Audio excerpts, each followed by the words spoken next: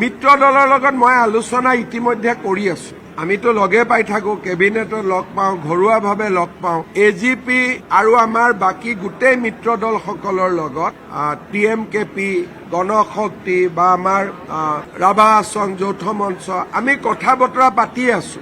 আমি মিটিঙত বহি আৰু কেমেৰাত মিটিং কৰিব নালাগে। মই ৰাতিপুৱা গধূলি কথা পাতি আছো, চবৰ লগতে কথা পাতি আছো। ডেইলি মই লগত, মোৰনো কি আছে, গাড়ীত যাওঁতে মোবাইলত মই ফোন কৰোঁ। গতিকে আমাৰ কামটো 24 আৱাৰ্ছ। আমাক লিলি হোটেল নালাগে আৰু মিত্ৰতাৰ কথা পাতিব। ফাইনেল হোৱাৰ দিনাখন BJP অফিচত বা AGP অফিচত আমি গৈ পেলাই এনাউন্স কৰি দিম। কিন্তু আলোচনা আমাৰ চলি আছে আৰু বহুদূৰ আগবাঢ়িও গৈছে। চেষ্টাটো দুইটা দলৰ, BJPৰ লগততো দুইটা দলে আছে বা NDAটো আছে, কিন্তু প্ৰেক্টিকেল ফিল্ডখনো চাব লাগিব। আমি আলোচনা কৰি গৈ থাকো, এপ্ৰিললৈকে সময় আছে।